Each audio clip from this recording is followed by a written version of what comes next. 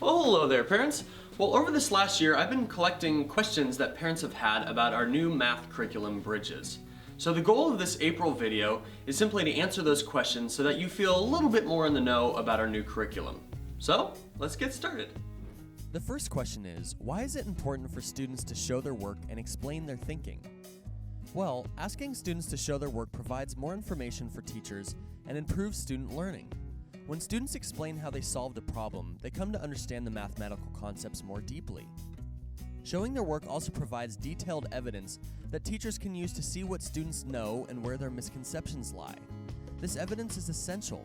It allows teachers to adjust the way they teach to meet students' needs and to document student learning over time, which helps them communicate with families about students' progress.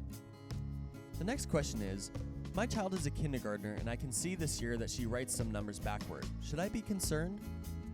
Kindergartners are really just learning to form their numbers correctly. For many, the hand-eye coordination necessary to look at a number or letter and write it with a pencil or marker is still developing. Some children may not realize that the orientation of the number is important.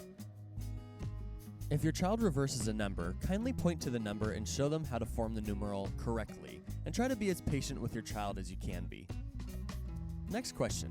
How can I help my child and make homework a successful experience? When a homework assignment is challenging, consider doing it in parts with a break in between. Even though your child is doing similar activities in class, he or she may need your help at home. Take time to ask her to explain the assignment to you.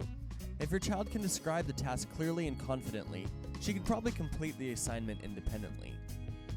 Make yourself available, but assist only when necessary. Ask your child to explain her thinking about some of the problems, give encouragement, and show interest in the work to build their confidence as a mathematician. And of course, math is taught quite differently from how it used to be, so we understand that it may seem complicated. Never hesitate to contact your child's teacher if you need help.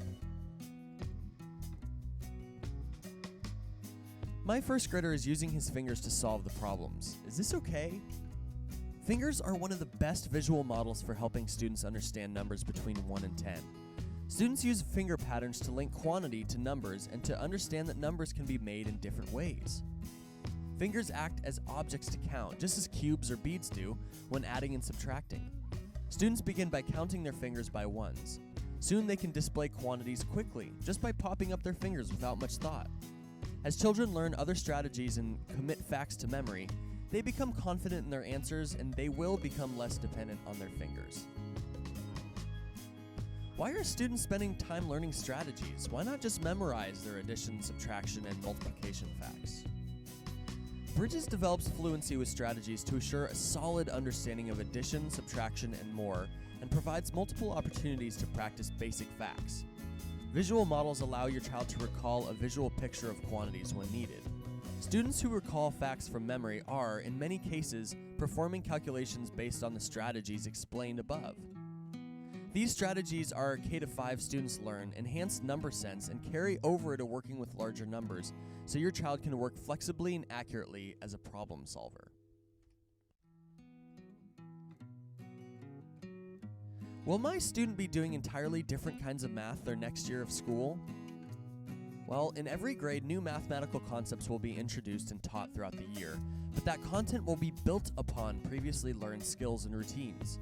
This is done in order to slowly but surely gain their skill set, as well as to allow both students and teachers to feel like there is a smoother transition going from year to year. Does Bridges seem to be working? That's a great question, and in general, teachers would say that Bridges has had a positive impact on our students' learning, but it is tough to completely know since we are in our first year. We will definitely continue to keep track of this, and next year we will have an even better idea of how much growth they've made, since every student will have one whole year of Bridges under their belts. Well, parents, thanks so much for watching with us this month, and we hope that you gained some knowledge from our video. Next month in May, it's going to be our final math video for the year, and we'll be focusing on next steps with Bridges, what next year is going to look like, and what we're going to be focusing on next year with your kids. So thanks so much for watching, and we'll see you again in May.